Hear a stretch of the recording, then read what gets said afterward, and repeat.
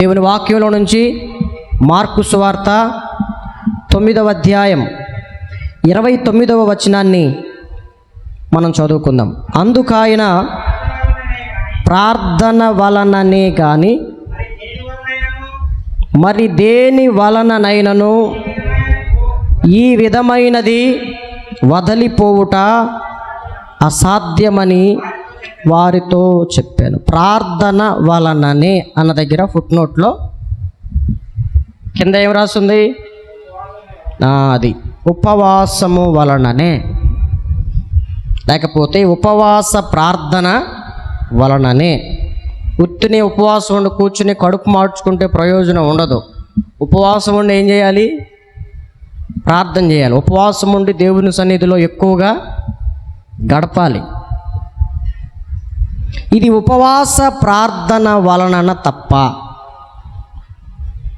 మనం గ్రహించాల్సింది ఇక్కడ. ఉపవాస ప్రార్థన వలననే కొన్ని మనలో నుండి వదిలి వెళ్ళిపోతాయి, మన చుట్టుపక్కల నుంచి కొన్ని వదిలి వెళ్ళిపోతాయి. అవి ఏవైనా కావచ్చు.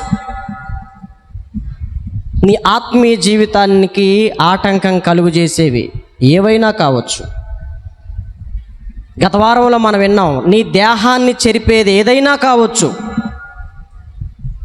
నీ కుటుంబాన్ని పాడు చేసేది ఏదైనా కావచ్చు, నిన్ను పట్టి పీడిస్తున్నటువంటిది ఏదైనా కావచ్చు. కొన్ని మనల్ని వదిలి వెళ్ళాలంటే మనం ఉపవాస ప్రార్థన చేయటం చాలా అవసరం. మామూలు ప్రార్థనల వల్ల అవ్వవు. ఏం ప్రార్థన అంటే అది ఉపవాసము వలననే, ఉపవాస ప్రార్థన వలననే ఈ విధమైనది అంటే కొన్ని ఉన్నాయి. అవి ఉపవాస ప్రార్థన జరిగినప్పుడే అవి అలాంటివి మనల్ని వదిలిపోతాయి.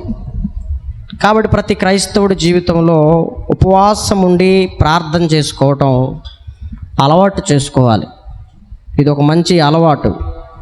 ఉపవాస ప్రార్థనలో మనం ఆయనతో ఎక్కువగా సహవాసం చేస్తే ఎంత కాలము నుండి మనల్ని పట్టి పీడించినప్పటికీ కూడా ఉపవాస ప్రార్థన ద్వారా సమస్తము మనల్ని వదిలిపోతాయి, సమస్తము మనకి సాధ్యమవుతాయి అని చెప్పాడు. విశ్వాసము లేని తరము వారలారా అని అన్నాడు. కొంతమంది ఉపవాసం ఉంటారు, ప్రార్థన చేస్తారు, వాళ్ళలో ఏముండదు? విశ్వాస సహితమైన ప్రార్థన ఉండదు.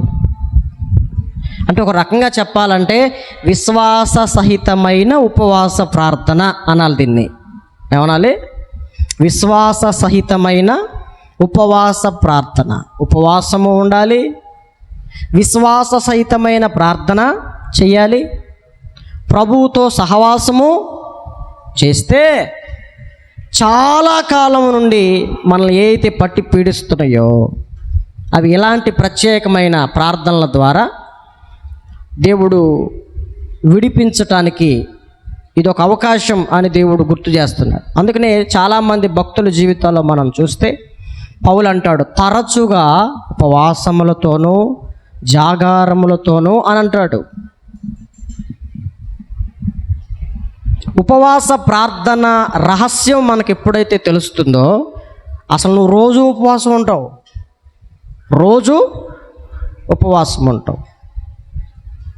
ఉపవాసం స్వప్రయోజనం కోసమే కాదు, అందరి ప్రయోజనం కోసం కూడా ఉండాలి. దేవునికి మహిమ కలుగునుగాక. హల్లెలూయా. కాబట్టి చాలా సంవత్సరాల నుండి జరగని కార్యాలు ఉపవాస ప్రార్థన వలన జరుగుతాయి అనేది నువ్వు దృఢంగా నమ్మాలి.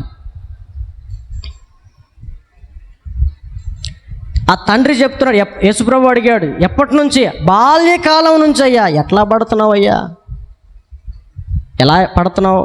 ఆ దెయ్యం పట్టినోడితో వాడు ఎట్లా అనుభవిస్తున్నాడు ఆ ప్రభావాన్ని? ప్రభువు విడిపించాడు. కాబట్టి ఇలాంటి ఉపవాస ప్రార్థన అనుభవాలని ప్రతి క్రైస్తవుడు, సంఘములో ఉన్న దేవుని బిడ్డలు అలవాటు చేసుకోవాలి. సంఘములో జరిగే ఉపవాస ప్రార్థనలు వేరు, కుటుంబాల్లో జరిగే ఉపవాస ప్రార్థనలు వేరు. సేవకుల్ని పిలిపించుకుని, సంఘాన్ని పిలిపించుకుని, రక్త సంబంధులను పిలిపించుకుని ఏం చేయాలి? ఉపవాస ప్రార్థనలు ఏర్పాటు చేసుకుని వారందరితో ఉపవాస ప్రార్థన జరిగించుకుంటే చాలా సంవత్సరాల నుండి జరగని కార్యాలు ఈ ఉపవాస ప్రార్థన ద్వారా జరుగుతాయి.